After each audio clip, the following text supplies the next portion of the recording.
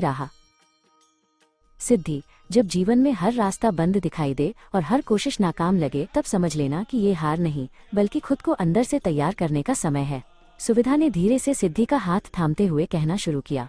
खिड़की से आती शाम की रोशनी कमरे में एक सुकून भर रही थी। सिद्धि की आंखों में एक अनजाना डर था जिसे सुविधा अपनी कहानी से दूर करना चाहती थी। सुविधा ने सुनाया, एक युवक था अंशुल, तुम्हारी ही उम्र का, सपनों से भरा हुआ। वो शहर आया था अपनी पहचान बनाने, लेकिन एक के बाद एक सारी सड़कें उसके लिए बंद होती जा रही थीं। उसके पास न नौकरी थी न उम्मीद। उसे लगने लगा था कि उसकी तकदीर में सिर्फ असफलता ही लिखी है। एक शाम थककर अंशुल एक पुराने मंदिर की सीढ़ियों पर बैठ गया। सामने हनुमान जी की एक छोटी सी प्रतिमा थी। अंशुल ने अपनी आंखें बंद की। उसने धन नहीं मांगा, न ही कोई रातों रात चमत्कार मांगा। उसने बस एक गहरी सांस ली और कहा, हे बजरंगबली, मुझे इस मुश्किल से बाहर मत निकालो, बस मुझे इतनी शक्ति दो कि मैं इस मुश्किल का सामना कर सकूं। मेरे मन को टूटने मत देना।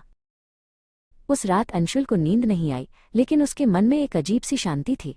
उसे महसूस हुआ कि हनुमान जी की भक्ति का मतलब सिर्फ मंत्र जपना नहीं है, बल्कि उनके जैसा साहस अपने भीतर जगाना है। उसने महसूस किया कि जब संकट मोचन साथ हो तो डर कैसा। उसका मन अब एक अभेद्य किले की तरह मजबूत होने लगा था। अगले दिन जब अंशुल इंटरव्यू के लिए गया तो उसके चलने के अंदाज में एक नई चमक थी। वो अब रिजेक्शन से नहीं डर रहा था। उसे पता था कि यदि एक दरवाज़ा बंद होगा तो वो दूसरा खोजने की हिम्मत रखता है। उसके शब्दों में वो कंपन नहीं था जो हार से पैदा होता है, बल्कि वो गूंज थी जो विश्वास से आती है। ऑफिस के बाहर उसे एक बुजुर्ग व्यक्ति मिले जिनका नाम शास्त्री जी था। वे वहां के पुराने पुस्तकालय की देखरेख करते थे। शास्त्री जी ने अंशुल की आंखों में वो चमक देखी जो केवल उन लोगों में होती है जिन्होंने अपने डर पर जीत पाली हो। उन्होंने अंशुल को पास बुलाया और उससे बात करने लगे। शास्त्री जी ने उसे एक छोटे से प्रोजेक्ट में मदद करने को कहा। काम छोटा था, लेकिन अंशुल ने उसे पूरी श्रद्धा और मेहनत से किया। उसने हर बाधा को हनुमान जी का दिया हुआ एक कार्य समझा। शास्त्री जी उसकी एकाग्रता और मानसिक बल देखकर दंग रह गए।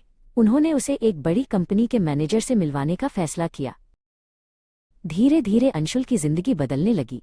रास्ते जो पहले बंद थे अब खुद ब खुद खुलने लगे थे। लेकिन अंशुल जानता था कि असली बदलाव बाहर नहीं बल्कि उसके अंदर आया था। बजरंगबली ने उसकी परिस्थिति बदलने से पहले उसका मन बदला था। उसने सीखा कि जब मन मजबूत होता है तो पूरी कायनात रास्ता देने लगती है।